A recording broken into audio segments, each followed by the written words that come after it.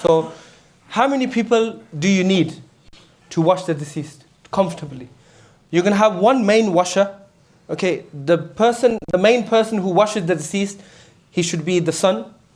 Okay, he should be like a direct heir of the family. Subhanallah, how many washes, I've personally given myself, and, the family be present, the brother is present, the son is present, and, a lot of them do not know what to do.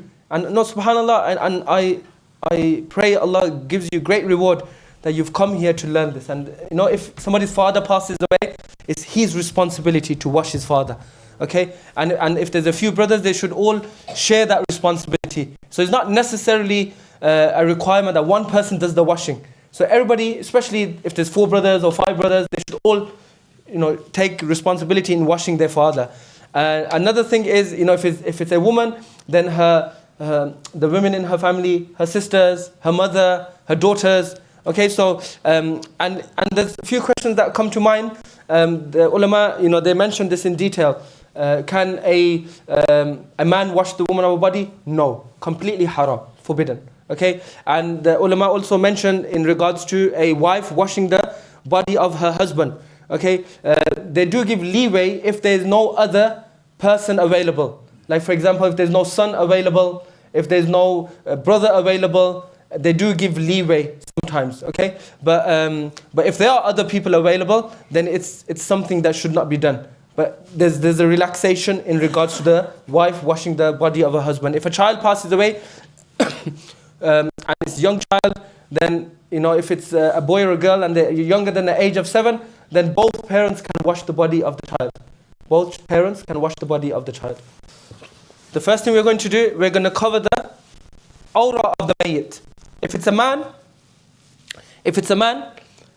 the awrah of the man is from the belly button up to and including the knees. The belly button isn't included in the awrah of the man. And if it's a woman, everything must be covered, okay, except for her face, her face area. So the cloth must be covering her from the neck all the way up to her ankles. Everything must be covered.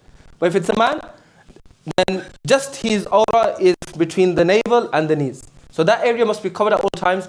The people who are washing the deceased, 6 or 7 people, okay, is more than enough. If the person is large, okay, is a big person, then maybe 8 or 9 people, okay. More than this is just people are in the way. Unless the funeral director service, their washroom is large and it can hold more family members, okay. And look, another thing I want to mention, this is a sensitive thing, is, whoever is close to the deceased in relation, they have the first right to be there. Okay, they have the first right to be there. And then anybody additional, like friends and stuff, let the family choose who comes into the room. I've seen people where they've just barged their way in. Really, seriously. They've barged their way into the ghusl area and the family are, they're going through a bereavement. They don't want to say to them, can you leave? And they've asked the imam to ask them to leave, because they've just overcrowded the place. And then, in those circumstances, as an imam, I tell people, the family have requested a certain amount of people, and can you please leave the room? And, they leave the room. But, be mindful, okay? You don't want to be that person who just barges their way in because you feel that, you have more right here to be here because it's your friend or whatever. Let the family decide who comes in, who does not come in. And when you're inside the room, lock the door. Okay, when you're inside the room, lock the door. And secondly, now when you are in that room with your 6 or 7 friends or family members, whatever happens in that room stays in that room. Okay, if you see something unpleasant, don't share it with anybody. You see good things, you can't tell other people. But if you see something unpleasant, do not tell anybody. And so now, once we've covered the awrah of the deceased, you're gonna cut the clothes of the deceased. Okay. The simple way is, obviously, if you're cutting sheets, then you may need to tilt the deceased like this, tilting, so you can cut one cut there and then pull it over, and then you tilt them the other way, and then you pull everything out from underneath. So it's quite simple, but just be careful with the scissors. Okay, you don't want to cause any harm to the body of the deceased. If you cause any harm to a living person, physical harm, whether it's punching them, cutting them, biting them, subhanAllah, obviously it's going to cause them pain. That pain that the living person feels, it's maximized even more when it's a deceased person. So be mindful, okay, about that when you are cutting the clothes of the deceased, when you're handling the body of the deceased. So be mindful of all of these things. Inshallah, when we're going to need a few other volunteers later as well. So inshallah, brothers, thank you for helping. I'm going to request you, inshallah, okay? Just a few things, we need you for, but thanks for helping out, inshallah. So when we're going to do the washing, when we wash the deceased, okay, now you've removed all the clothes, socks, okay, even the underwear, anything that the deceased is wearing, you remove it. Normally, you have, most funeral services, they have a service where they have this, like a boulder thing, that supports the head of the deceased. They have this, okay, it's made out of rock. Whatever it's made out of, marble, I don't know what it's made out of, you usually use that to support the head of the deceased. But we have a brother here, I'm just going to give him a pillow, so he's more comfortable, inshallah. Okay, yeah? That's fine. So, now, you have your deceased in the washing room, on the washing basin. Once the deceased is present there, you've got a few people helping you. You're going to obviously use your items. So we have them here today, okay? And just for demonstration purposes,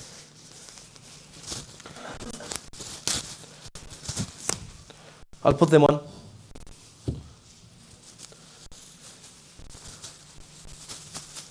So you got your aprons. Whoever is in the room, just get everybody to wear an apron. Subhanallah, when COVID happened, in those days, you had to wear full PPE. Okay, do you remember? And you had to wear the front cover, the back cover, and it's PPE and all these different things, putting it on and taking it off. It's got its own terminology. Like, I can't remember, it's been a while. And obviously, when we don't have those restrictions anymore. And, it's a tough time, especially COVID. When families weren't allowed to wash their family members. And, the difficulties some families went through. And imagine that, this is a Islamic right, okay, that the deceased, it's fard kifaya, it's a communal obligation. And the heirs have the first right of that the family wash the deceased. The family wash their brother or their father. And, subhanAllah, during those times, we weren't even allowed to wash the body. Okay, we have to wipe over like a waterproof bag, okay? And we still had to wear the PPE. PPF is something to do with cars, right? Or is that something else? Yeah? What's that? That's DPF. TPF. DPF. Okay. So, subhanAllah, keep that in mind when you are obviously going to wash the deceased. You're going to need an apron. I think these are small aprons, but it's fine. And then you're going to need some gloves. So one person is going to perform the istinja, okay? And another thing I want to mention as well is recently I gave ghusl to a brother. He wasn't from our South Asian community. The brother was from Zimbabwe, and he was a Shafi'i. He was a Shafi'i, a proper ashik of the Prophet sallallahu alaihi wasallam. And the ghusl was slightly different, and it was like a new learning curve for me as well. And learning the Shafi'i way of doing ghusl, and it's really, really interesting. So the point I wanted to make was, when you give ghusl to the deceased, there's not one right way of doing it. There is not one right way of doing it. So the maqsood, your objective, is to wash the deceased. Okay? So there's not one right way of doing it. Inshallah, today we're going to learn the Hanafi way, what the Hanafi texts have mentioned in their books regarding how to give ghusl to the deceased. But there is not one right way of doing it. So if you're there and the family want you to do it in a particular way, don't be that person. Okay? Don't be that person that says, Israni karina. Don't do it like this. This is wrong. Okay, why? Because there are other ways of doing it as well. And subhanAllah, when I was part of this washing process of this brother, obviously I learned a different way, the Shafi'i way. And it's very similar, but the order is different. But today, inshallah, we're going to learn the Hanafi school way of giving ghusl to the deceased. So the first thing you do, brothers, is you're going to do istinja of the deceased. And how do you do istinja? All you do is this cloth that you have. Why do we use the dark cloth on the deceased? So you can't see through. So it's not see-through. So you can't see the color of the skin of the deceased. So if it was a white cloth and if it gets wet, it'll stick to the body, okay, and then you'll be able to see and it'll reveal the skin of the deceased, especially in that area. That's haram, it's forbidden for us to see. And this is something to take lesson from as well. You know, those brothers, you see brothers in the cold winter as well wear shorts. Like, come on, bro. Like, if you wear shorts, cover your aura. You like playing football in your shorts, cover your knees. Why? Because the knees are part of the aura of a man. So cover them when you're playing sports. Going to the gym, cover your aura. You can get, these leggings and tights which are 3/4. Just cover your knees. You can still show you want to show your calves, your big calves. So you want to show your calves and your shin, whatever muscles they are. You want to show them, no problem. But just cover your knee. Why? Because it's fard upon you to do that. This is the law of Islam. The Prophet ﷺ ordained this law for us. Allah has ordained this law for us. These are the rules that we must follow. So you're openly sinning, showing people your knees. Why? Because it's cool to wear shorts. How is it cool to wear shorts? When did it become cool? So this is something to be mindful of. And those rights of the deceased, when the person passes away, those rights are maximized, okay, to a high level. That respect increases even more. So be mindful when you're washing the deceased. Don't think this person has passed away and you just, move them around like a rag doll. No, nothing like that. You have to be respectful, be mindful. They feel you touching them, okay? They know you are there. So if it's your father, your brother, your friend, they know. So be mindful of that. It's a very sensitive situation. So now, once you have the aura covered, you're going to have one brother. You're going to have one brother. One brother is going to lift the cloth, okay? One brother is actually going to pour the water, okay? So for example, you've got a shower head. Most ghusl areas, they have shower head, okay? They're going to, you're going to get the shower head, or you can use a bucket if you want as well. You use that, and you're going to, obviously, one person who's holding, okay, he's going to do the pouring. He's going to do the pouring. And then the other person with the gloves on, he's going to clean the private area of the deceased. So you clean the front part first, okay? You clean the front part first, istinja of the deceased, okay? And then, obviously, wash your hands after you've done that. And then you wash the backside of the deceased. How do you wash the backside? You can tilt the body. Okay, you can tilt the body and you need to get your hands into that area and clean the deceased, thoroughly. Okay, and ensure that you can use plenty of water to clean that area. Okay, and once you've done your istinja, thank you. Once you've done your istinja, then you can perform the ghusl. Okay, another thing to touch on and to remove any misconceptions. We grew up, so many things we learned. We thought they were part of Islam, but they were just cultural things. Another thing I want to mention, just for our betterment. People think that if you have no wudu, you have to perform istinja first. Okay? People think if you have no wudu, you have to perform istinja first, then perform wudu. Istinja is separate to wudu. Istinja is required when you need to relieve yourself, number 1 or number 2. Okay? That's the only time you do istinja. But you have no wudu, okay? And you need to do wudu, you just perform wudu. You don't need to do istinja. Istinja is only done, okay, when you need to relieve yourself. More necessarily number 2, doing a number 2. Everybody understand number 1s and number 2s? I hope. Yeah, so when you do a number 2, you need to obviously do istinja with water. Okay? Not toilet paper. Water, then toilet paper. Okay, that's the process. Water first, then toilet paper to dry. That's what the toilet paper is for, to dry. Okay? Then remember, istinja is separate from wudu. So if you need to do wudu, okay, you don't need to do istinja. So this is a misconception in our community. People think you need to do istinja first to do wudu. It's not a requirement. But in the ghusl of the deceased, istinja comes first. Okay? Then now we are going to perform the wudu of the deceased. But the wudu of the deceased is slightly different to the wudu of a normal living person. You start off with the 4 fara'id of the wudu. The 4 fara'id of the wudu. In the Quran, Allah tells us, Ya ayyuhalladhina amanu, idha qumtum ila salati, faghsilu wujuhakum. وأيديكم إلى المرافق وامسحوا برؤوسكم وأرجلكم إلى الكعبين. Allah tells us, O you who believe, when you intend to pray, okay, when you stand up for prayer, meaning when you intend to pray, wash your faces. And the definition of the face in the Hanafi school is from where the hairline begins to the bottom of the chin. Earlobe to earlobe. This is the face. So you start off by washing the face of the deceased. There's a few things you need to keep in mind when you wash the face of the deceased. So you're pouring water, okay? I'm not going to actually pour water on him, but just want to demonstrate.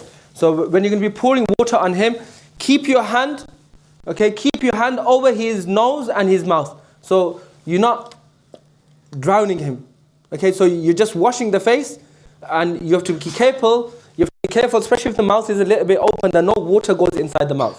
So you got to wash the face thoroughly, but don't, just pour like this.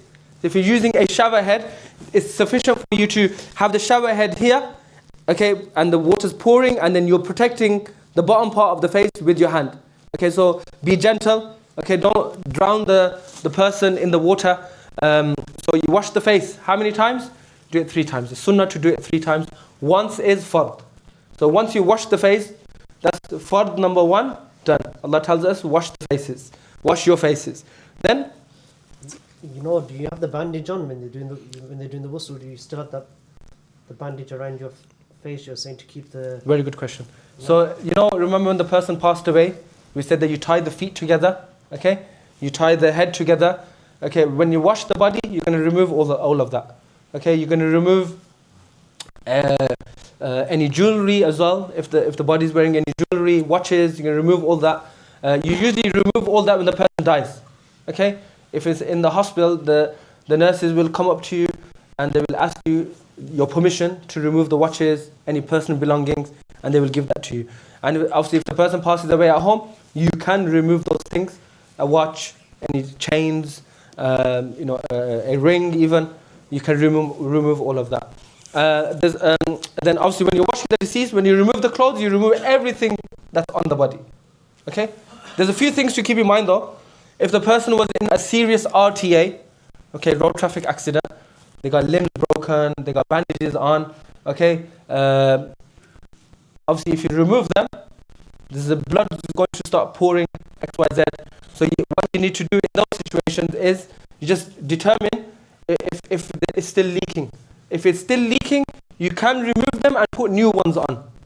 Okay? That's why you have, most of these funeral services, they have heavy duty tape.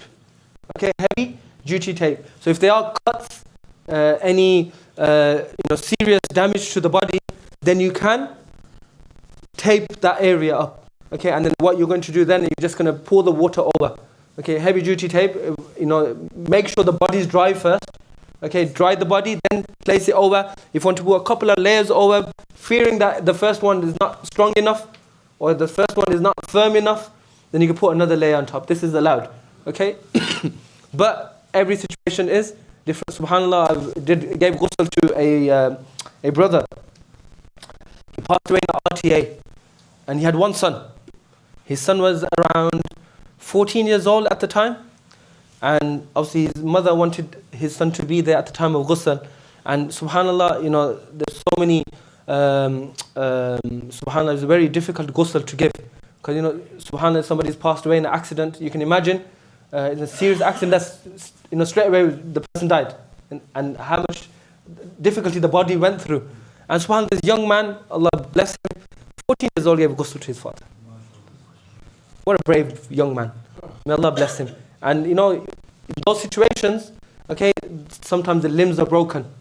Okay, what do you do in those situations? You tape the body up. Okay, the parts that you need to tape up.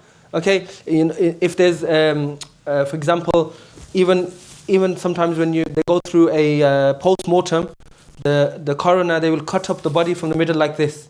Okay, sometimes the side of the head, and you'll see these scars.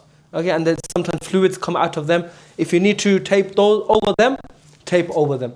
Okay, so no fluids come out, and they do not soil the kafan, the shroud. So these are certain things you need to keep in mind. Wiping the full head is a sunnah. Okay, in the other schools, it differs. Like, for example, in the Maliki school, it's compulsory to wipe the whole head.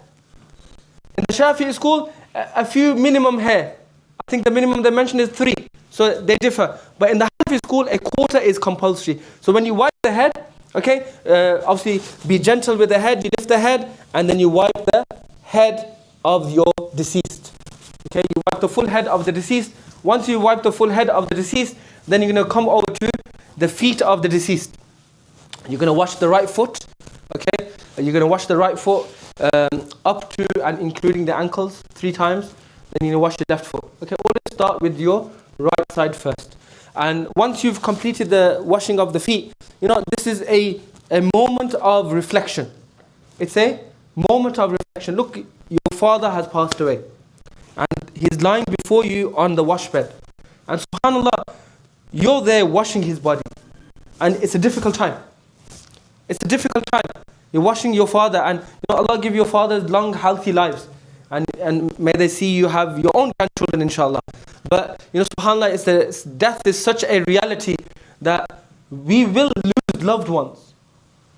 Okay? And you're going to be sitting there, you're going to be in that washing room, washing their body, washing their feet. And maybe whilst they were alive, we didn't kiss their hand. We didn't kiss their feet. Now they've passed away. If you never did that, then they passed away, their feet are before you, kiss their feet. This is something should be done, if it's your father. Okay? Or, kiss their hand even. But it's your father. You're probably not going to see him ever again like this. Once you complete the 4 fard of the ghusl, of wudu, then you're going to use cotton balls. Okay, cotton wool balls. What do you do with these?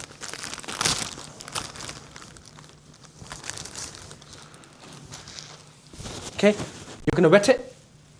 You're going to wet the cotton bud, obviously with lukewarm water. And with that, you're going to clean the mouth of the deceased. Okay, gently rub it on the lips. Okay, and if the mouth is slightly open, then you can press on the inside as well of the lips, the inner part of the lips. You can clean that. Just clean it thoroughly. There might be some dry skin there. Okay, don't peel anything off. But with the water, the lukewarm water, clean the mouth. Okay, once you've cleaned the mouth, then obviously throw that away. There'll always be a bin there. Throw it into the bin. Then you're going to use a separate cotton wool ball, okay, to clean the nose. Okay, then the area around the nose. And if you have any gunk or anything stuck between the gap in the eyes, then you can clean that out as well using these. Okay, be gentle with these. Don't, I've seen some people, they're like rubbing and, like they're scraping. Don't do that. Okay, you don't do that, hopefully to yourself. Okay, you're alive. This person passed away, they feel it more. So be very gentle. Okay, clean thoroughly. Okay, 2 or 3 times. You can use these. Okay, and until you're satisfied that you're happy with what what you want to achieve, and then the nose area as well, same thing. So be gentle with that. Once you've done that, then obviously you're going to need 3 volunteers. Okay, you're going to use 3 volunteers, inshallah, and we're going to demonstrate to you how you wash the body, inshallah. Yeah, come.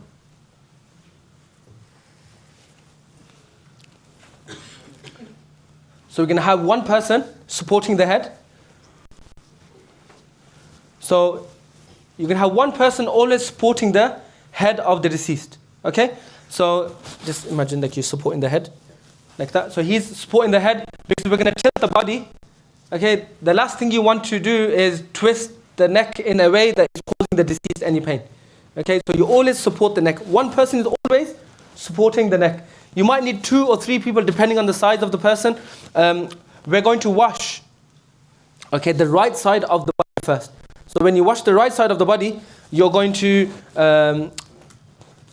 so if you come on this side. Okay, so put your arms here. Like that. And you put your arms, go on that side. Yeah.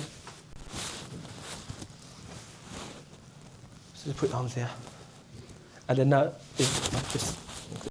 Yeah, and then I tilt the body to you. Okay, now wash the right side of the body. So this is the right side of the deceased. So you're going to lift the arm like this. So these guys who are holding the body, they're just supporting the body. Okay, and you're going to wash underneath the underarms thoroughly. Okay, you're going to obviously lift the cloth, put the water through, let the water through, put your hands through, and then obviously wash the body. Okay, and then wash the back of the body. Make sure water reaches the full back of the neck. These are all precautions.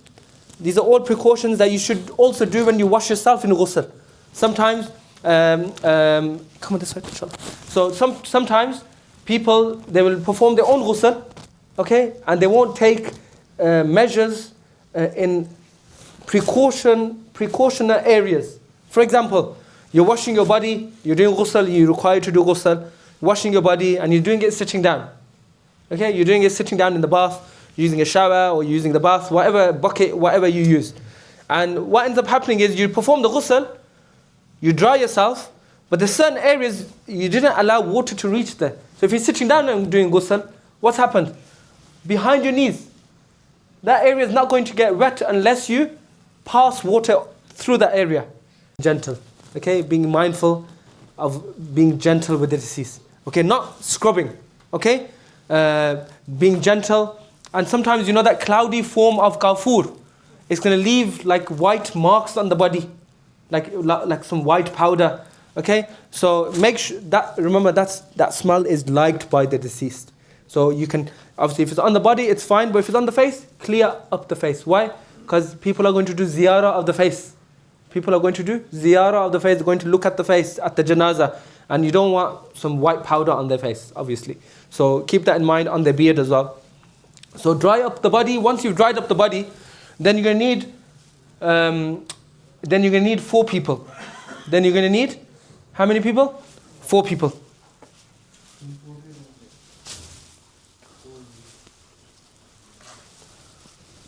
Four people, inshallah. So grab one corner. Yeah, grab the corner. Go with the body. Okay?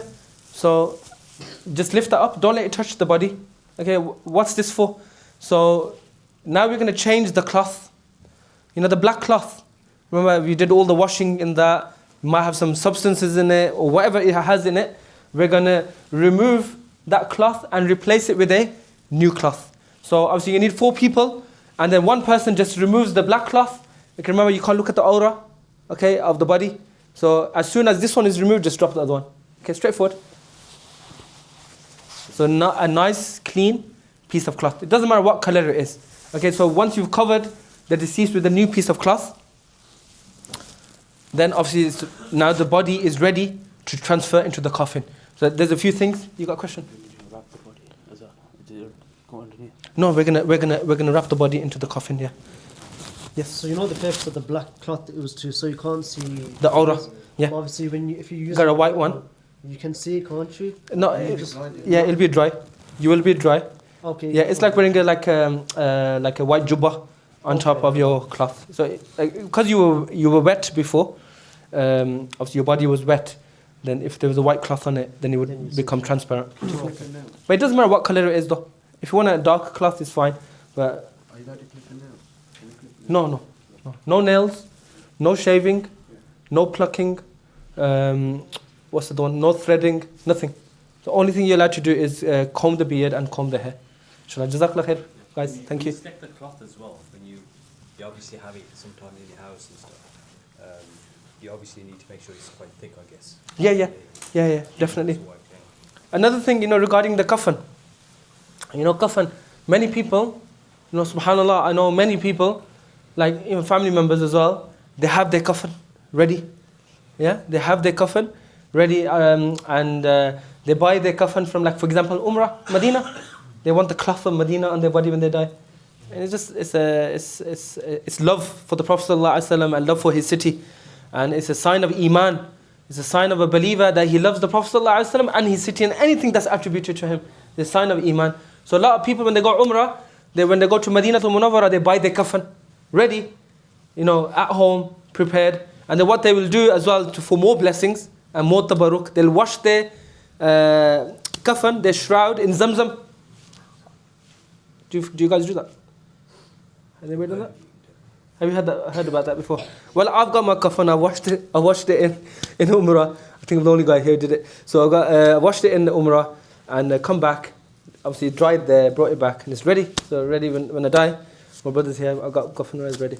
So it's at home. So don't buy me a new one. But anyway, it's serious. It's real life.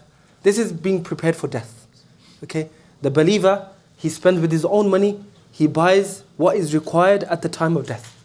He requires what is he buys or he purchases what he requires at the time of death. And one of those things is the coffin. So, and it's nice for you to buy your coffin from the blessed lands, blessed cloth, okay, and be ready. And normally, when you buy it from Saudi, they have different shops sell it anyway. They have it's ready made, ready cut, okay, perfect. So you don't need to go to the Aziz Textiles or somewhere else and get them to cut your cloth. And we're going to talk about the sizes, inshallah, when we do the transferal of the deceased into the coffin. When I talk about the coffin more in detail, I'm going to explain the size of how it should be. And it's very, very simple. Okay, it's very easy to follow as well. Brother's got a question.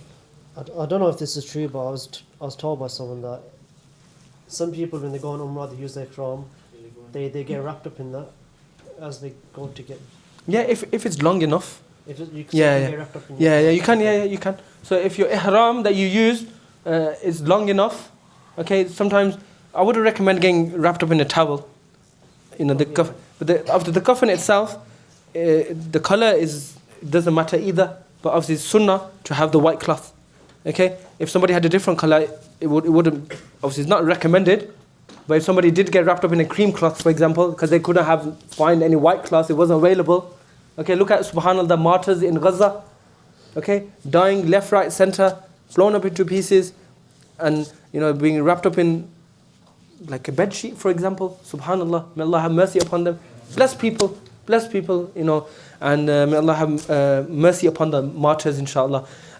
So in those circumstances, but if it's different. But obviously, when you buy your own coffin, buy a white one. Okay, why is the Prophet ﷺ like the color white? And he recommended and encouraged us to bury your deceased in white. This is the hadith of the Prophet ﷺ.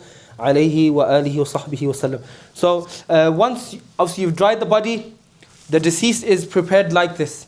Okay, and when I mentioned earlier when we did ghusl to a brother who is from the Shafi madhab, they tied the ihram. Okay, they tied the ihram on the washbed.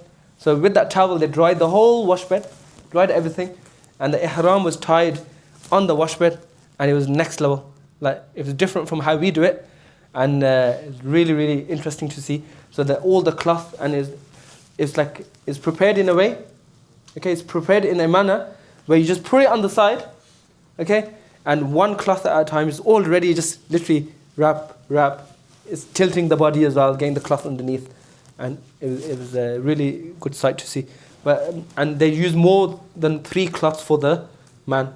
We use 3 for the man, 5 for a woman. They use 3, more than 3 for a man. Okay, so they use 5 for the man, and subhanallah, it was a really different way of learning, and it was, so be mindful, whoever it is, you know, they may have different values to you, maybe learnt it in a different manner, they belong to a different school of thought, so keep that in mind. You don't want to be that person. You have to have 3, okay?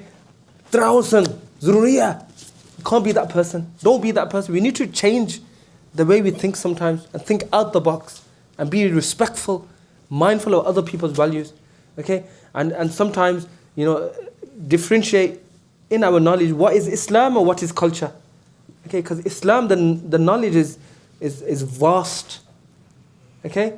And culture is always limited, the things about our culture, and always be mindful, you know, of people of different walks of life, different understandings, okay? Because if Islam, okay, you know, like for example, in the time of Imam Malik, rahimahullah, the ruler, he came to Imam Malik. Imam Malik had a hadith collection called the Muwatta.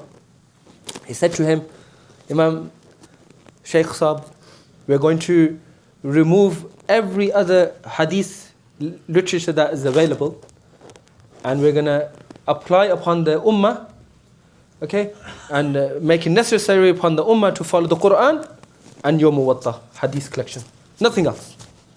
And Imam Malik said to the ruler, stop, don't do that, because Islam reached people in different ways. That's why we have Bukhari, we have Sahih Muslim. The Muwatta was written before Sahih Bukhari, by the way. It's a very authentic hadith collection. And then Sahih Bukhari, Sahih Muslim came, Sunan Abi Dawood, Sunan Tirmidhi, Sunan Nasa'i, Sunan Ibn Majah, all the other hadith collections came afterwards. So imagine if Imam Malik was a man of wisdom. So we understand from this that Islam reached people in different ways, and be mindful of that. So moving on, once you've dried the deceased, what usually happens after that, one thing I forgot to mention was, you know the gloves you use to do istinja with, okay, you remove those gloves and you can wear a new pair. Don't use the same hands. Don't use the same gloves. Okay, that's something I forgot to mention, because I just noticed my hands are a bit sweaty now. Okay, and I've been wearing the same gloves from the start of the workshop. But just keep that in mind. But the next thing you're going to do anyway is you're going to write the kalima on the body of the deceased. These are additional things, okay? Not compulsory, not necessary, okay? Just additional things recommended, okay? You're allowed to do them. Why? Because we have a concept in Islam, aslul ashiya'i ibaha, that things by default are allowed unless there's a verse of the Quran or a hadith or a statement of a scholar, an imam, says that this is impermissible. So this is for tabarruk purposes. This is to gain blessings from the name of Allah subhanahu wa ta'ala. And what we do normally is we write the kalima with our finger on the head of the deceased. Excuse me. So we write the kalima on the head of the deceased, on the forehead of the deceased with our finger. So you write La ilaha illa Allah Muhammadun Rasulullah with your finger on the head of the deceased. And sometimes people who belong to turuq and shuyukh and imams and whatever, they'll write other things as well. For example, on the chest they'll write Ya Allah first, okay, Ya Rasulullah, okay, seeking blessings from the Prophet sallallahu alaihi wasallam, and names of shuyukh and imams and Ya Ghawsi Azam or whatever. These are all permissible. You know, some people have their own values in this regard, and it's permissible. It comes from our tradition of Sufism, Tasawwuf, Tazkiyatun Nafs, and these are all beautiful things in Islam. And if you do not know about Sufism, Tasawwuf, Tazkiyatun Nafs, we need to learn, because these are the things that will make you better people, more spiritual. You're looking for spirituality, you want peace in your life, okay? Learn about the way of the awliya, the pious slaves, servants of Allah subhanahu wa ta'ala, the preferred servants of Allah subhanahu wa ta'ala. how they were like in their remembrance of Allah. And obviously they didn't follow a new way. They followed the way of the Prophet ﷺ and his companions. And they taught this form of spirituality, and these are the true men of Allah subhanahu wa ta'ala, and we should take guidance from them. Now, once you've dried and you've written Allah's name, the Prophet ﷺ's name, finished that, then you can apply itr, okay, perfume to the body of the deceased. When you apply perfume to the body of the deceased, I've got some perfume here. When you apply perfume to the body of the deceased, you've got 7 bones of sajda. 7 bones of sajda. Which are those 7 bones? The forehead is treated as 1 bone. Okay? From here, this bone here. Okay? So it's the bone from your forehead connected to your nose. This is 1 bone. This is 1 bone. So you apply perfume there. Okay? Perfume here. Then you apply perfume on both hands. 2 hands, the bones of the hands. Well, how do you do sajda? Okay, forehead, nose. Okay, then obviously your hands, your knees, okay, and both feet. You can apply perfume to the 7 bones, and you can apply perfume anywhere else as well. Okay, onto the body of the deceased. Once you've done that, you applied perfume, you're ready to transfer the deceased into the coffin. Okay, but obviously, normally when you do a ghusl, you prepare the coffin first. Normally your funeral director comes in, he'll ask you, do you want me to prepare the coffin for you? And you're like, yes. Sometimes the coffin, they might need a larger coffin. There's different sizes of the coffin. How tall are you? 5'9". So sometimes the person who's lying there doesn't normally talk. Okay, but obviously the funeral director, sorry? No, he'll be fine, inshallah. We're going to use 6 of us, inshallah. So then sometimes the funeral director, he'll come in, the worker, he'll come in and measure the body, and then he'll prepare the coffin for you there and then. They have sizes, they'll be ready built already. So he'll prepare that for you. And once the coffin's ready, they normally have it on a trolley. Okay, they normally have it on a trolley. Inshallah, if I can, move you just a bit up. Just pull yourself back. So get your feet off that table. Yeah, just get this if you can. There's the table ends here. So if you can just pull back, there's plenty of space. Yeah, pull it back. Yeah, that's fine. So this is very important. This part of the workshop. Why it's important is because we're going to transfer the body into the coffin. And when you transfer the body into the coffin, you're going to have a trolley, which the coffin's on top of. And that trolley, you bring that parallel to the washing bed. So you'll bring that onto this side, okay, or whichever side, wherever there's more space. And then when you transfer over, I'm going to show you that method. I just want to show you that why that's important is because a lot of people struggle at this part. Like how do we get the body into the coffin without dropping the body? Because look, you've got 3 people on that side, you've got 3 people in this side. They're going to lift. How's that? Those 3, what they're going to do? You have to come this way. There's no space to maneuver. Okay, there's a sink here. Okay, and then you've got the window over there. You can't transfer the body. Like imagine this is the body. You can't transfer the body like this. Walk this way like that. Sometimes there's no room to maneuver. So you need to do a direct transferal from the wash bed into the coffin.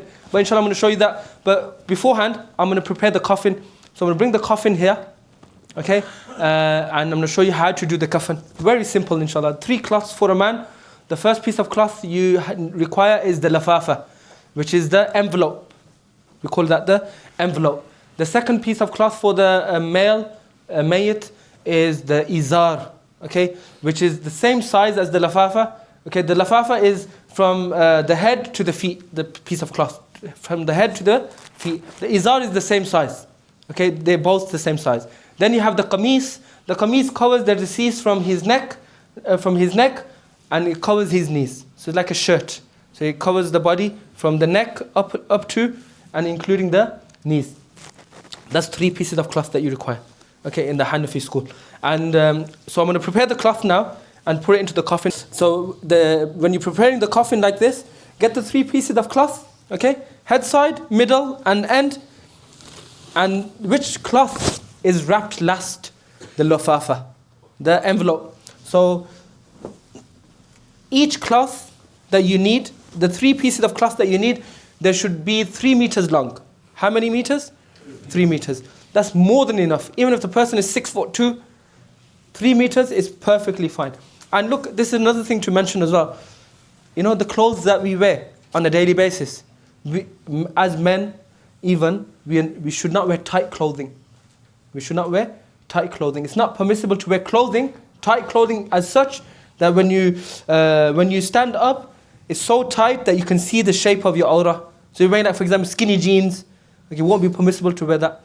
And for other people to see. But who's going to wear that sitting alone? Okay? Obviously, you wear your clothes and you go out in your clothes, don't you? So you're wearing tight clothes in a manner that are so tight around your body that your aura can be seen. This is not permissible. Okay? And this is seen also, the modesty, the emphasis on modesty in Islam, haya, is you see that at the time of death. You know, when you wrap somebody up and there's so much cloth, the more cloth there is, that's better. Because you don't want to run out of cloth. And then the body is so wrapped in that cloth. And then you see them. Islam teaches us modesty even at the time of death. So it's just the emphasis of haya, modesty. The Prophet ﷺ said, Al-haya is one of the branches of Iman. One of the branches of Iman. So we've got the lafafa. So my wonderful volunteers, inshallah, just one of you, inshallah, jazakallah khair. So what we're going to do, oh yeah. So just lift this up like this. Just make sure the strips are still available, yeah. So this is the first class, just lift it up like that, all the way up. Are the strips, can you still see them, yeah? Yeah. That's fine. And then lift it, put it down into the coffin like that. So it's gonna look like that. When it looks like that, all you need to do at this time is just gently, okay? You don't need to bring it corner to corner, because in that way, if you bring that in corner to corner, the cloth into the corners, you're losing cloth on the edges. So just gently, you're gonna press it in. Is it long enough? I think this side. Yeah.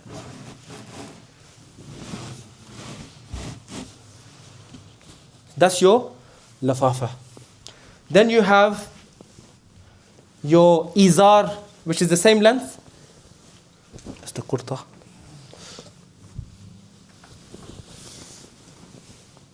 Same again? Yeah, cover that.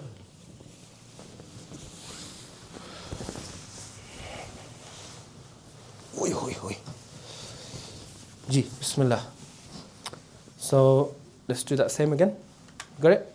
So you put this right on top. Same thing. Let it hang. Is it some hanging on that side? Yeah. Let's move this table a bit, just towards the front of it, a little bit. Yeah, that's fine. That's fine. So we can just squeeze through. Second piece of cloth.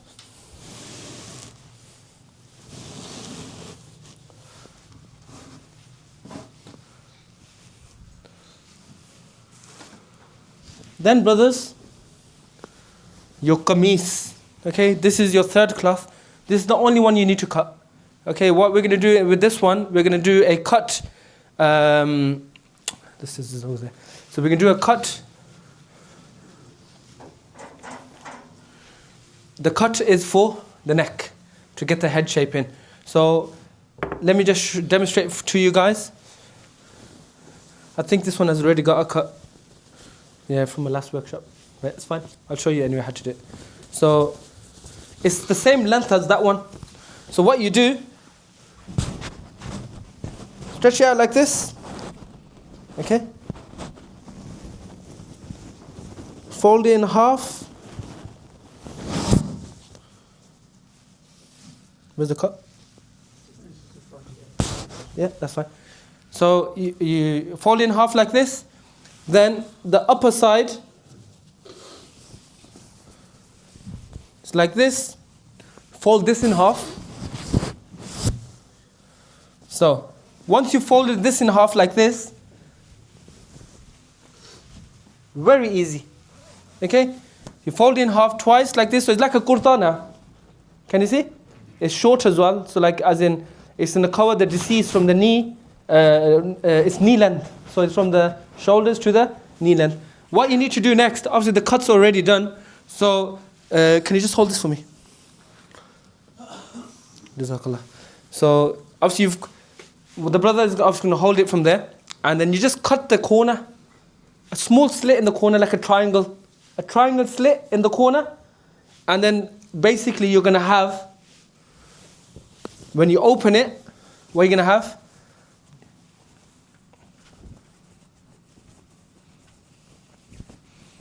When you open it up like this, you're going to have a slit.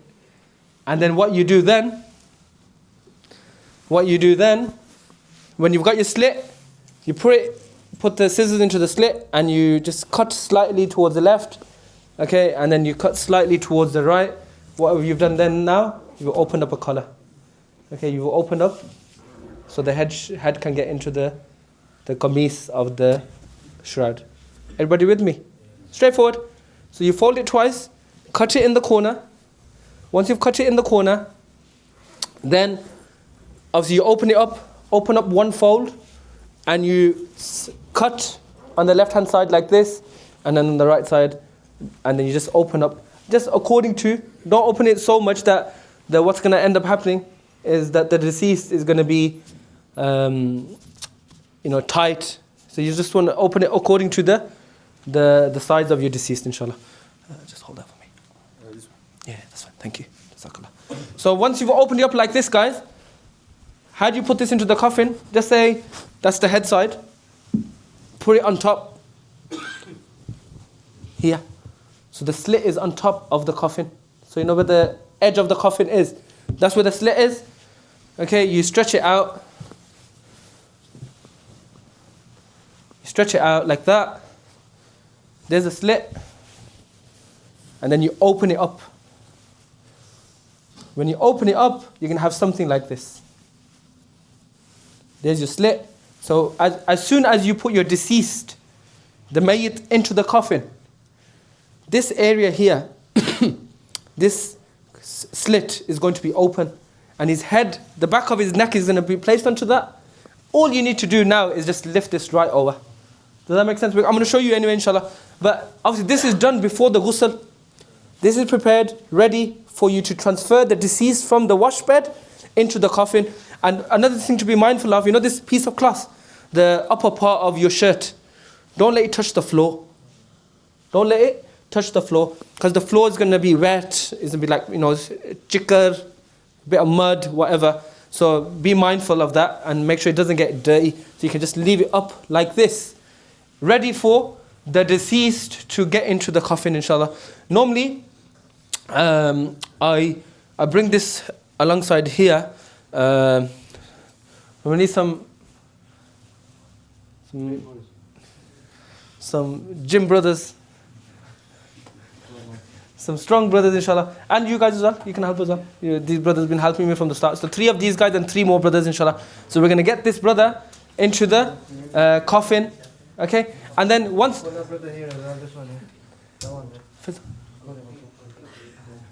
Fizan, come. And you, brother, come. Yeah, so if you can grab the table, yeah, and bring it alongside this, parallel to that, yeah. The whole thing, yeah. The whole thing.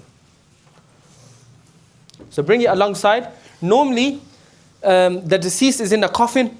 Normally the coffin is on top of a trolley, and the trolley is lower, okay? And then obviously the trolley's height of the trolley can be adjusted as well. Okay, but because we've got 2 tables the same, we're going to do with that, inshallah, and it's not difficult. So what we're going to do is we're going to bring this right alongside the table like this. So inshallah, we won't drop you. Okay. But the point I'm going to make, inshallah, is this is a very important point. The wash bed is obviously wider than a normal table. Okay, the wash bed is wider than a normal table. So what you need to do to the body of the deceased is push him along, okay, or lift him and bring him to the edge of the wash bed. So the edge of the wash bed is like, the wash bed is like, it's curved. Okay, if you've seen a wash bed, it's curved like this. Okay, so you're going to bring him right to the edge of that. Okay, everybody with me? So just move him along, right to the edge. Okay, so now I want 3 of you on that side. This one. Okay, one guy is going to support the neck, and we're going to put our hands here on this side. Like this. Yeah, like this. Yeah, you just support the neck. Underside. Yeah, yeah. So when we lift, you guys, lean over. Yeah, lean over, and put your hands underneath. Can you reach? No, it's going to be too hard for them. Can you reach? No, you'll be fine. You'll be fine. You'll be fine. Sure. Put your hands underneath. Hands underneath. So you know when you're transferring, these guys never ever let go. Yeah. Okay? Bismillah. You got it? You got it? Just don't let go, don't let go. Let go. Keep going. Yeah, let him in. Okay. Alhamdulillah, perfect. Very good. So now let's move this table out the way. This way? Yeah, move it that way.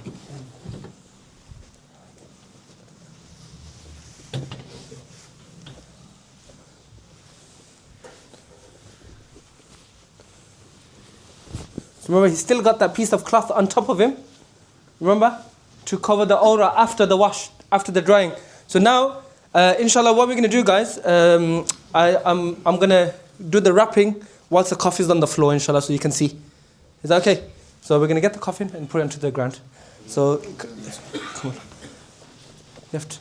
Bismillah. Yeah. Put that. Okay.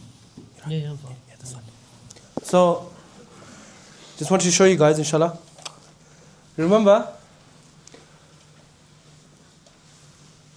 the piece of cloth that's covering the deceased from the navel to the knees, that stays. Okay? That stays until you've wrapped them up. When you put the first cloth over them, which is the qamis. Okay? Everybody stay with me, inshallah. Qamis, izar, and lafafa. Okay? So now, the qamis, what we're going to do, remember the slits there? We're just going to bring it over.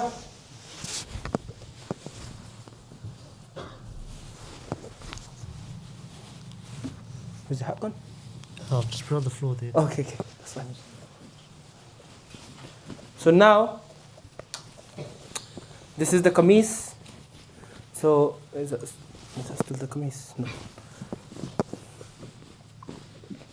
So it's a loose cloth.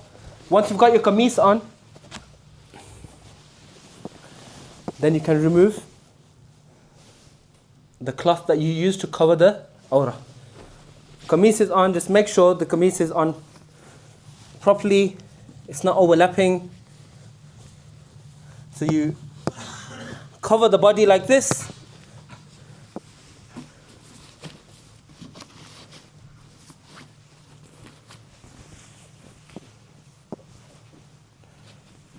So it's a big baggy cloth, the qamis. If you want you to cut the qamis and make it more fit, like more better fitted for the body, you're allowed to do that. There's no harm in that. But obviously, if it's looser, it's better, and there won't be a problem. Like for example, if you cut it too short or too tight, and when you put the qamis on, it's too short, it's over the knees, you need to cut it again.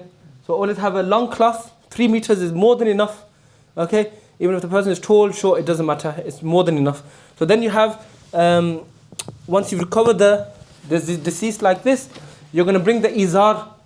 The izar is the second cloth that we put over the coffin. And how do you put the izar? You're going to wrap the left side of the body first.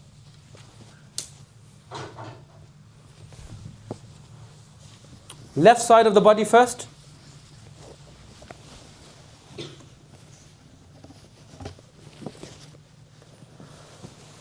Subhanallah. La ilaha illallah.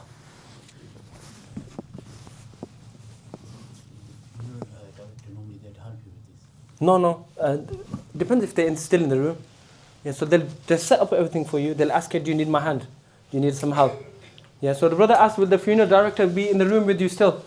So the funeral director or the worker, the employee, he will be there and he'll ask you if you need him. Sometimes people ask an imam to come along. Some people to ask somebody who's done it before to come along, a family member, or somebody just to help out. If you don't have somebody, then the funeral director is there. The worker who is there, he's there to help you. So if you need his hand, just ask him, request him, and he'll be there. Otherwise, he'll do his prepare the coffin for you, and then he'll leave. Okay, so every circumstance is different, every family is different. So if you need him, then always request him. So this is izar, okay? Izar, okay? Yeah, that's fine. Let's make sure you're okay, inshallah. So then, after you cover the left side of the body, the left shoulder, then get the right cloth, which is on the right hand side, and wrap the body like this. Okay, this is, which cloth is this? Is this the qamis or the izar? Izar. Everybody listening, yeah, inshallah. So, not long left now. Once you've... can we open the windows a little bit, please? So the right side of the cloth always comes last. First you wrap the left side, left shoulder, then the right hand side. Then you wrap the right side of the body. Okay? That's when you wrap using the izar. Left side first, then the right side. Yeah, that's fine. Then the lafafa is the last cloth that you're going to use. What you do with the lafafa? Exact same thing. Straightforward, isn't it? It's quite simple. So then you have left shoulder again. So you start off from the chest area. Okay? You can now, with this one, you can get a bit tighter. So more tighter with the body, against the body. So now, you've done the left hand side. And then you overlap that. Make sure everything is underneath this final wrap.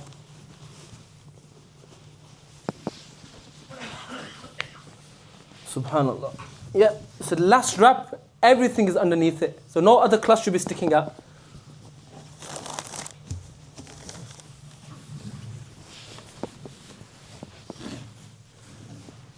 Allah bless this brother, it's not easy doing this. And Allah bless him, inshallah. My first workshop I did, I tell you something. The brother, he's a good friend of mine, one of my students as well. And he stayed literally so still, eyes closed the whole time for 2.5 hours, didn't move, literally.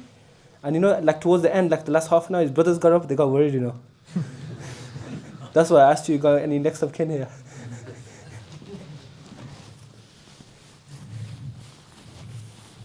So, this was supposed to be wrapped, but it's fine. So, now just what you could do is obviously tilt the head of the deceased just towards the right a little bit, because when they're going to get buried into the ground, obviously the head shape, the head side, so like for example, just the grave is like this. On the right hand side of the grave is going to be the qibla. So the head, you slightly tilt the head towards the qibla. If you can, If you can. If it's not possible, then it's fine.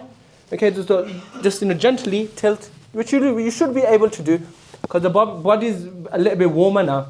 Okay, and remember I said to you, when you wash a believer, and you relieve them from this requirement of washing the body, and you notice the signs of nur and light and the amazing feeling that you have enlightenment at that time, their head will go towards the qibla. That's where it wants to go towards. And you'll experience that, and it's amazing. Once you've wrapped the body completely, then you can get some itar, okay? You get some itar and you can put it on the side of the coffin. One thing to keep in mind, sometimes people use strong itar, like dark brown color. Have you seen strong itar like kasturi? Have you heard of kasturi? My dad used to love kasturi. But a lot of older people, they love kasturi. It's a really strong dark color. Don't put that onto the cloth. What is it going to do? It's going to stain it. Okay, it's going to stain it. So that's the last thing you want to do, stain the coffin, because the coffin should be nice and clean. Okay, subhanAllah, you're a living person and you get a stain on your clothes. You want to change it, don't you? Okay, you don't want to go out with a stain on your clothes, especially a lavan. Okay. Or you call it salan. Yeah, so whatever you get a stain on your clothes, you don't want to go outside with that stain. So having an attar stain on your clothes, it's like a blemish. Okay, like a minor blemish. So you don't want that on the kafan of the deceased. So obviously, the best way around that, what to do if you're using strong attar, rub it on your hands and use your hands to dab that scent into the kafan, into the shroud. So nice and simple. Once obviously that's ready, in Pakistan they have a tradition, they call it kalmi. Have you heard of kalmi? Kalmi is basically, they get a pen or a marker and they write Allah's name and La ilaha illallah and all these different things like holy words onto the kafan. This is the innovation. This is a innovation. We shouldn't do this. Why? They do it in other countries as well, third world countries like Bangladesh, they do it there as well. But anyway, this should not be done. Why? Because the kafan should be clean. Would you go out with graffiti on your clothes? No.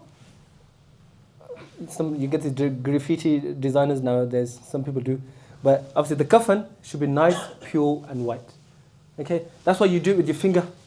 So for blessings, people do it for blessings, but it shouldn't be done. Because they ruin the kafan. The kafan looks black. Yeah, so it shouldn't be done anyway. So I just want you to mention that because I've noticed that they want to do that in some countries and some places. I don't know if they do it in the UK. Have you ever seen it done in the UK? Anybody?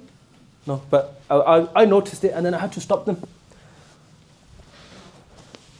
So now, final thing, strips. Okay? Tie the strips. Okay. Just tie the strips. So, I can't find the other one, but it's there. But anyway, you tie the strips. Now, obviously your deceased is ready to be taken into the masjid. So normally what usually happens at this time is obviously you cover the you cover the coffin with the lid, and there's an uncovering part here. There's an uncovering part here, obviously to show the face, ziyarah of the face.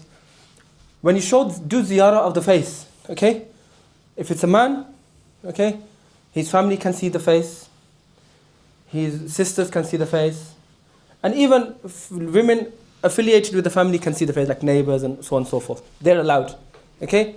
Because who women can look at and who men can look at, the hukm changes. So with women it's more relaxed, but in terms of men cannot look at the face of ghair mahram women, except for a husband. Okay, a husband who loses his wife, he can look at her face. Even though the nikah has ended, the Sharia has allowed him to see the face of his wife who has passed away. That's an exception from the rule. But other men, you cannot look at the face of somebody's mother, somebody's sister, unless you have a close relationship with the family, or it's an elderly woman that you knew all your life. Okay, like could be an elderly neighbor, an aunt from next door that you knew for 40 years. She passes away, and you were like a son to her. Do you understand? You did everything for her. She didn't have other sons. That's different. But there are some exceptions to the rule, some relaxations. But the general rule is men cannot look at the face of a woman when she has passed away. So keep this in mind. And also, obviously, when you do ziyarah of the face, people come to a janaza. Sadly, sad state. People come to a janaza. Okay, whatever they've done outside or whatever kind of lifestyle they live, they come to a janaza. You come to the masjid, you're in the house of Allah. Okay? You come to show your respects. Be mindful of why you're here. Okay, you're here to do an act of ibadah. The 5 pillars of Islam is what the foundation of Islam is built upon, 5 prayers. Okay, if you come just for the janazah and you don't pray your salah, look at yourself in the mirror. Why are you not praying your 5 salah? Why you've come to the janazah? Janazah is a form of ibadah. It's fard kifaya. It's a communal obligation. If one person from the community fulfills that obligation, the obligation lifted upon everyone else.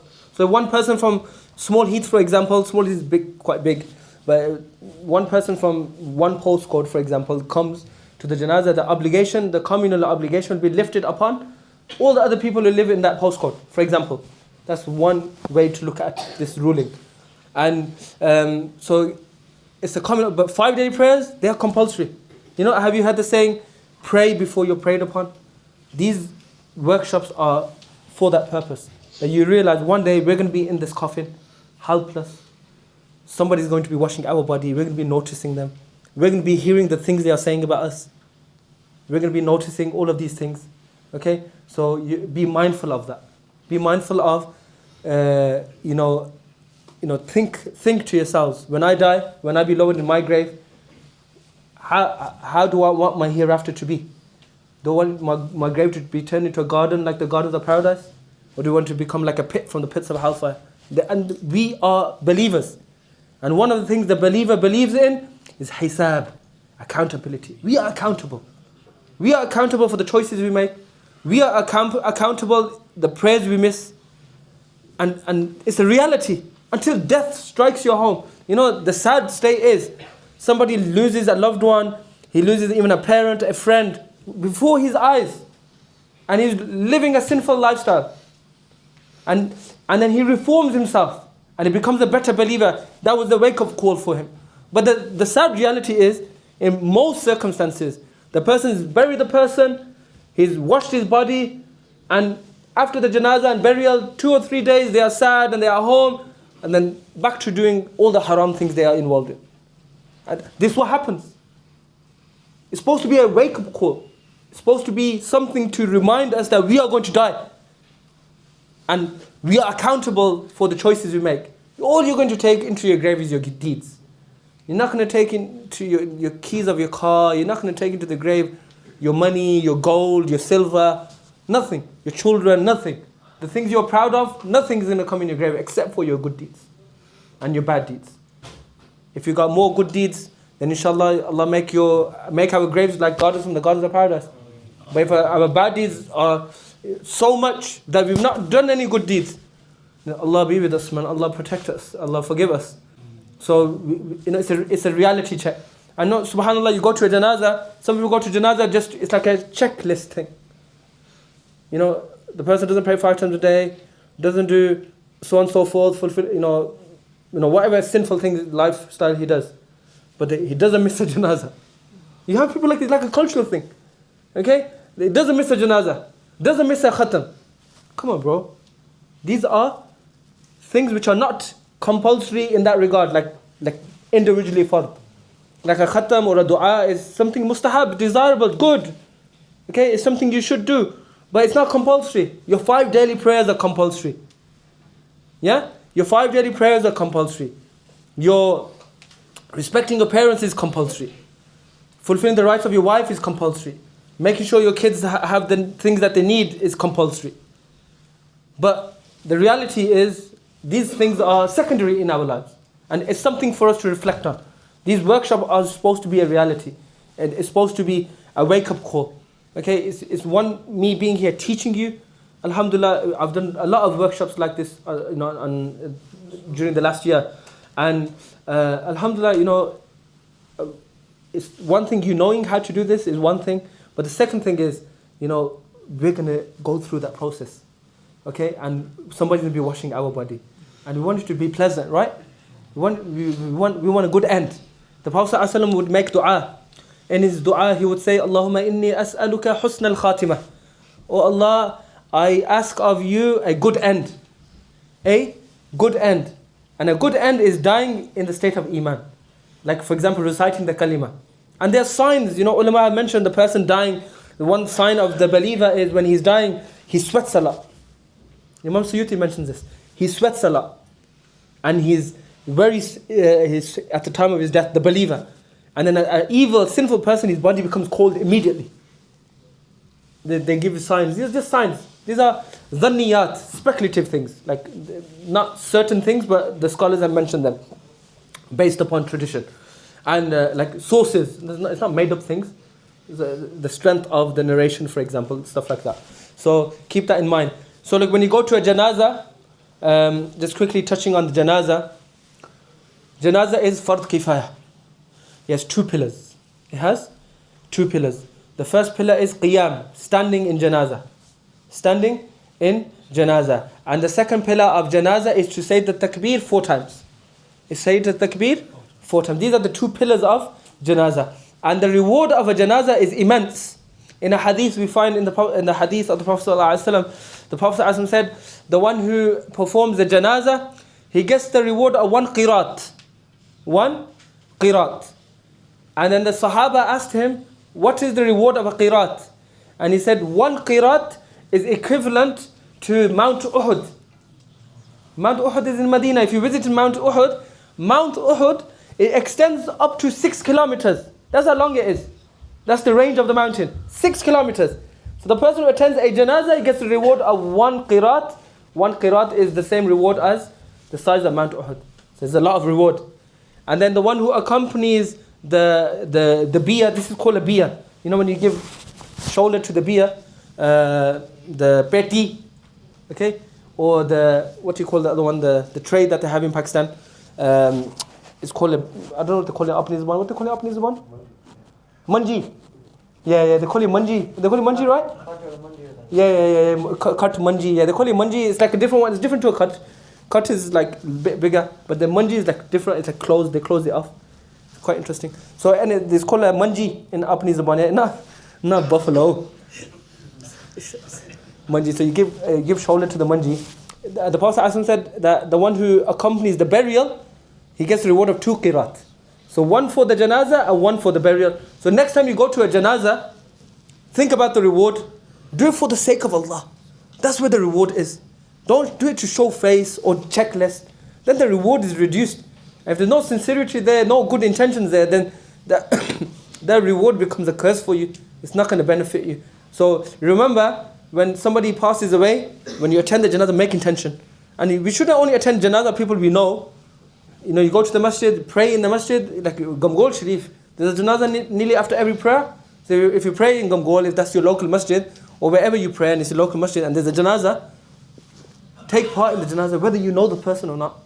Okay? Because, you know, we are all connected to each other through Iman and Islam.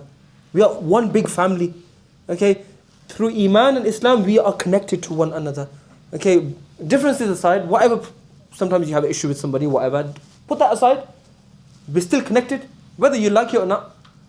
Yeah? And when somebody passes away, whether you know him, you don't know him, you like him, you don't like him, think about the reward. Okay? It's hard to say. It's difficult to say, especially if you don't like the person. But when the person dies, forgive him. Okay? Forgive him, forget whatever's happened in the past. Why? Because put yourself in that same situation. Empathy is a very important quality. Putting yourself in the shoes of somebody, okay, that's going through a difficult time. So if somebody's passed away, for example, somebody's died, for example, like severe circumstances, somebody's died, okay, and somebody doesn't want to attend his janazah because he doesn't like him. Imagine you in that situation now. So you're dead, passed away, lying in the coffin, people are going to recite your janazah, perform your janazah, but there's somebody who doesn't want to come to your janazah because he doesn't like you. And you're a soul, how would you feel? So put yourself in that shoes. Forgive, forget, these are very beautiful qualities, strong qualities that the believer possesses. And may Allah give us these qualities and increase us in them, inshallah. These are the qualities of the Prophet sallallahu alaihi wasallam. And لَقَدْ كَانَ لَكُمْ فِي رَسُولِ اللَّهِ أُسْوَةٌ حَسَنَةٌ. Allah says, indeed, in the Messenger of Allah, for you is a great example, and he is the best of examples. Allah gives tawfiq to follow the sunnah. So once you've done the janazah, the janazah obviously was, the 2 pillars of the janazah was saying takbir 4 times and standing. This is a requirement. And sometimes you see in the janazah, they say, move forward. Okay, and then there's no space, like the rows are not like the rows of prayer. And some people you've seen, it's a common example, I've seen a lot of videos on this as well, where the person how am I going to do sajda? There's no sajda in janazah, obviously. Okay, so even if the gaps are very close, it's fine, because you're just doing takbir 4 times. So you say Allahu Akbar first time, you recite sana. Okay, it's just a different variation. Subhanakallahumma wa bihamdik, wa tabarak asmuk, wa ta'ala jadduk, wa jalla sana'uk. This is additional. Wa la ilaha غيرك. This is the thana you recite after the first takbir. Second takbir, Allahu Akbar, Allahu salli ala Muhammadin wa ala ali Muhammadin, kama sallaita ala Ibrahim wa ala ali Ibrahim. You can recite this one, Durud Ibrahimi, but the variation in the salawat of janazah is slightly different. اللهم صل على محمد وعلى آل محمد كما صليت كما سلمت كما باركت على سيدنا إبراهيم وعلى آل سيدنا إبراهيم في العالمين إنك حميد مجيد. Slightly different, but both are fine. They're both Durood Ibrahimi. Then the third takbir, remember you have to utter Allahu Akbar. You know, some people, you see them, they come for namaz, they stand next to you and they're like, you don't hear them say Allahu Akbar, or they don't even move their lips. Have you seen that before? You know what? Tell you something. Your namaz hasn't even started. Serious? Namaz hasn't even started. Why? Because you have to say Allahu Akbar with your lips. You have to utter it. You have to say Allahu Akbar. You can't say it in your head. Don't know who's been teaching you Islam, but you can't say it in your head. You have to say Allahu Akbar. Same as the janazah. Remember takbir, the 4 takbirat is one of the pillars of janazah. You like the chikki jao. Reality. So look, the first takbir, sana, second takbir, salawat on the Prophet ﷺ, third takbir is the dua. The dua of the mayyit, if it's a male, اللهم اغفر لي حينا وميتنا وشاهدنا وغائبنا وصغيرنا وكبيرنا وذكرنا وأنثانا اللهم من أحييته منا فأحيه على الإسلام ومن توفيته منا فتوفه على الإيمان. This is for the male, and for the female it's slightly variation. You can change the damir, but even if you keep the same damir, the hu at the end is fine. The ulama have mentioned it's fine. So اللهم من أحييتها منا فأحيها على الإسلام ومن توفيتها منا فتوفها على الإيمان. Like that. You just change it from a hu to a ha. Okay? Like for example, I'll give you an example. You know, when you say Jazakallahu khaira to a man, it means may Allah reward you. But you don't say Jazakallahu khaira to a woman. It's Jazakillahu khaira. So it changes, it's called damir, pronoun in English. So you change the last letter. So even if you don't change it in the janazah dua, it's perfectly fine for a male and a female. Keep that in mind, okay? So if it's a child, a young boy, a little boy, or a little girl, okay, then look, subhanAllah, we have a young child's coffin there. And, you know, those are the most difficult deaths, okay? That, you know, when you witness them, like small child, look at that young child who passed away recently, 6-year-old Muhammad Yasin Uddin. Remember, Marlborough School? May Allah have mercy upon him, subhanAllah. What a beautiful soul. Tragic circumstances, he passed away. May Allah give sabr to his parents. Make dua for them, a very difficult time for them. And may Allah make it easy for them and give them ease. He went to sleep in the morning, didn't wake up, 6-year-old. And their coffin is slightly bigger than that. And it might happen to one of us, and what are we going to do? Subhanallah. So Islam gives you those guidelines of what to do. And you know, that's why the reward is great for sabr, which is the Jannah. Some people think that they go Jannah, like don't pray, no, don't do anything. Inshallah, Allah Ta'ala is merciful and kind and all these things, and you know, jara gunah kari jao, no care in the world. Allah is forgiving, merciful. This is mentality. This aqeedah is bid'ah, is innovation to think like this. There's a group called the Murji'ah. Have you heard of the Murji'ah? There's a sect in Islam, the ulama speak about them. They were like this. They're like hopeful of Allah's mercy. Jara kam aija kari jao, jara putha kari jao. No care in the world. Haram after haram, haram after haram. But what? Allah is merciful, Allah is kind, Allah will forgive us. Allah na khofi wana. Allah is Jabbar, He's Qahhar, He's the Avenger. He takes people to account as well. That's why Ahlul Sunnati wal Jama'ah is the saved sect. Why? Because they live a life bayn al-raja wal khawf. They live a life of hope. They are hopeful of Allah's mercy and His kindness and His compassion and His affection. And at the same time, they are fearful of His punishment, His azab and all of these things. So they have khawf as well. That's why this sect, the Murji'ah, they had complete raja, complete hope, and they became misguided. And the Khawarij, they had complete khawf of Allah. They never missed namaz. Dariya unani lammiya. Say really, long beards, religious, they looked like the most religious people. But what was the problem with them? They're complete khawf of Allah. No raja, no hopeful, no mercy. It's put kita jahannam jasi. No mercy. So that was another extreme of a sect that existed in the past, and variation of them exist today as well. And subhanallah, Ahlul Sunnah wal Jama'ah said, live a life of moderation. Okay, balance of khawf, fear of Allah, and balance of his being mindful of his he's being hopeful of his mercy as well. So the child dua for a boy is Allahumma ja'alhu lana faratan waj'alhu lana ajran wa dhukhran waj'alhu lana shafi'an wa mushaffa'a.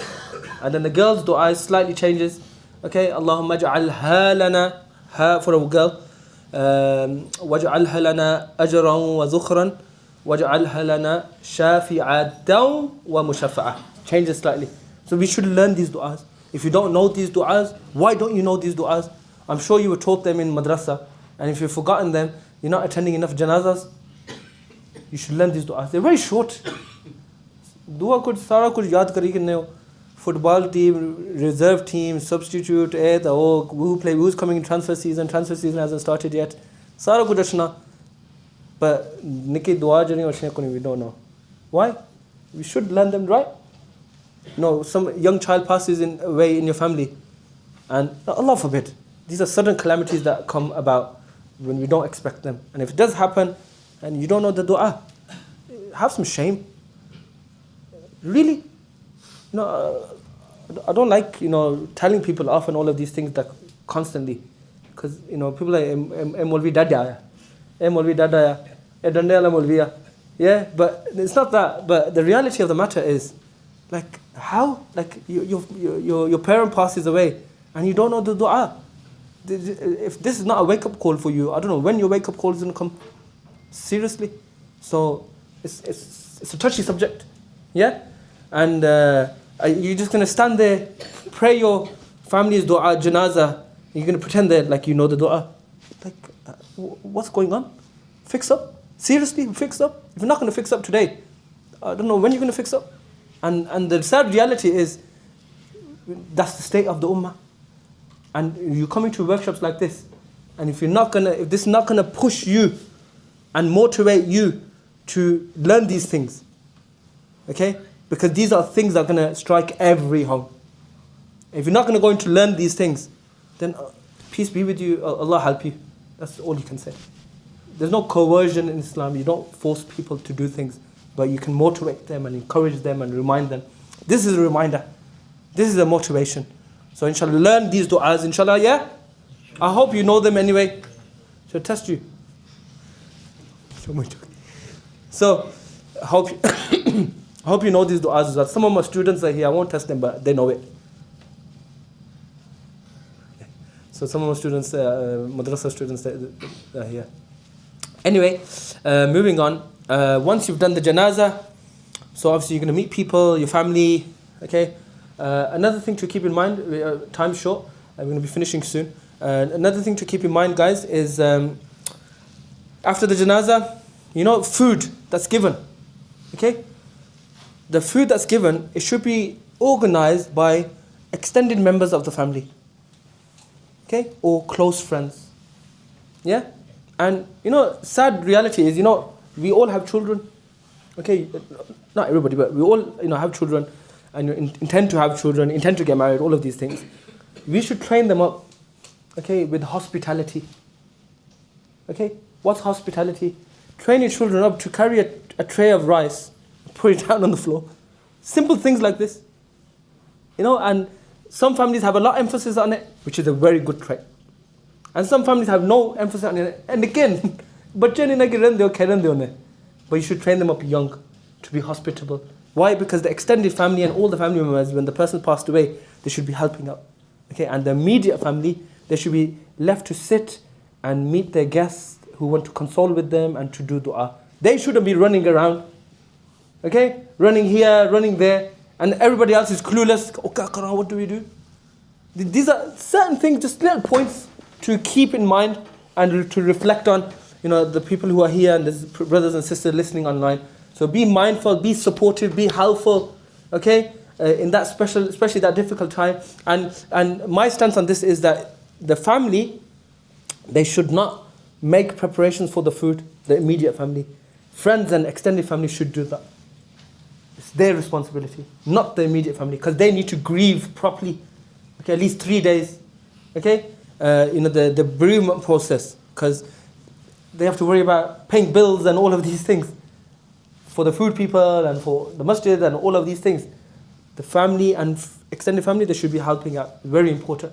Okay, and there's rulings on this as well. In the food, the family who've lost their loved one, okay, the grieving family who've lost their loved one, they shouldn't be cooking food in their home for 3 days. That's part of the bereavement process. And that food that is given is normally provided by them, and it's not permissible to eat that and indulge into that. This is actually a fiqhi view. So it's something to keep in mind. That's why the extended family and friends should be helping out, inshallah. So keep that in mind. Once that's done, you met your guests and all of that, then obviously your burial.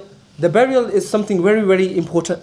When you do a burial, you should give shoulder to the deceased. Okay? It's not necessarily only the family, especially if it's a man, you should all try to take part in this. In Pakistan, I witnessed this with my own eyes. When they carry the biya, the munji, the bed, they walk 10 steps, okay, and then the people in the four corners change. I'll tell you why. So the narration, okay, when you're walking with the biya, when you're walking with the mayyit, each step you take, a major sin is forgiven. Okay, a guna kabira, a major sin is forgiven. So you should walk 40 steps. You hear the word 40 dayna khattam and all these different things, yeah? So you have 40 steps with the deceased. Okay, this is something that exists in tradition. And you'll find narrations on this as well. So when you walk with the deceased, you take 10 steps on each corner. And this is practiced in other countries. I've seen it in like you'll see it in Medina as well. So when they're running, have you seen them run in Medina when they do a burial? It's rapid. Okay, and they'll be walking with the deceased and they'll be changing over. They'll be walking like, I don't know how they do it, but it's amazing. But and in this country, you'll see the hearse parks up. If everybody's clueless, all the boys are there. They've just buried they're going to bury their friend, ready to bury him. All the boys are standing there, don't know what to do. All the lads, they don't know what to do. The coffin has arrived. A few family members, achona, I've seen this. Achona, madad karo, help karo. People just standing, they don't know what to do. But next time when you go to a burial, give shoulder to the mayyit. And give other people the chance as well. Why? A major sin is dropped on each step you take. Subhanallah. How amazing is that? So this is the narration, inshallah. References, I can get them for you, that's not a problem. The reference is important. Somebody comes to you, you're an imam, somebody comes to you for a reference, okay? You should provide them a reference, or you should be able to access that reference. That's the whole point of being an imam. Not, you don't act like that, okay? So you have to be accessible. Imam should be accessible. Anyway, once you've bring the deceased and you carry the deceased to the burial, the grave itself, then obviously listen to the undertaker who's there and the lads who are there to, obviously it's a bucky grave, kachi grave. Answer to that is you're allowed both in this country. And then you bury the deceased. When you're burying the deceased, as you're burying the deceased, there's a dua you recite. Bismillahi wa ala millati rasulillah. Okay? Bismillahi wa ala millati rasulillah. This is a dua you recite when the person is being lowered into the grave. And then when you put soil on the grave, your first soil that you put with your hand, minha khalaqnakum. Verse of the Quran, Surah Taha. From it we created you. وَمِنْهَا خَلَقْنَاكُمْ وَفِيهَا نُعِيدُكُمْ. And to it we return you. وَمِنْهَا نُخْرِجُكُمْ تَارَةً أُخْرَى. And from it we shall resurrect you once again. This is the verse of the Quran. So each grab of soil that you do, for each grab, you recite this dua. It's from the Quran. And once you've done that, then let the family obviously do the soil, and let the family do it first. You follow with that. Once you bury the person, then the imam or whoever is there, Hafiz of the Quran, somebody recites the Quran, make him stand on the head side, recite Surah Baqarah, ayah number 1, Alif Lam Mim, ذَلِكَ الْكِتَابُ لَا رَيْبَ فِيهِ. From there up to وَأُولَٰئِكَ هُمُ الْمُفْلِحُونَ. So that's 1, 2, 3, 4, 5 verses. Okay, once he's done that, then he goes to the foot side. Okay, foot side, and he recites آمن الرسول بما أنزل إليه من ربه والمؤمن. Last 2 verses of Surah Al-Baqarah. Once you complete that, then you tell everybody to recite Fatiha, Surah Ikhlas 3 times, do a Fatiha for the deceased, make dua for the deceased, and you can do talqeen as well. Talqeen is when you instruct the deceased. There's a hadith in Tabarani, the hadith from Tabarani mentions that when you instruct your deceased when they pass away, and this is done at the time of the burial, you bury them, and then the Imam, whoever is there, he speaks to them in Arabic, and he says to them, remember what you used to say in the dunya. You used to believe that Allah is one, and He is the deity, and He's alone, and He has no partner. And remember in the dunya that you believe that the Prophet ﷺ is the final messenger, is a slave of Allah subhanahu wa ta'ala. So keep that, and then you remind them, you are pleased, وَأَنَّكَ رَضِيتَ بِاللَّهِ رَبًّا, and you are pleased that Allah is your Lord, وَبِالْإِسْلَامِ دِينًا, with Islam as your religion, وَبِمُحَمَّدٍ صَلَّى اللَّهُ عَلَيْهِ وَسَلَّمَ نَبِيًّا وَرَسُولًا, and you are content that Muhammad sallallahu alaihi wasallam is your messenger and is the prophet and the messenger, وَبِالْقُرْآنِ إِمَامًا, and you are content that the Quran, you are pleased that the Quran is the Imam. So alhamdulillah, after you perform your talqeen, and then another question arises, do you give azan or not? You know, some traditions we do give the azan, it's permissible, it's allowed, okay? And the people who don't allow it, okay, each to their own. Each to their own. But the point is, if a family wants to give azan, don't be standing there, oh brother, you can't do this is bid'ah, and this is shirk, and this is haram, and so on and so forth. Don't be that person. Please, don't be that person. Yeah? Because the family wants to do it. Wallahi, look, I did a ghusl of an elderly man, Qattar Sunni, like proper Sunni, yeah?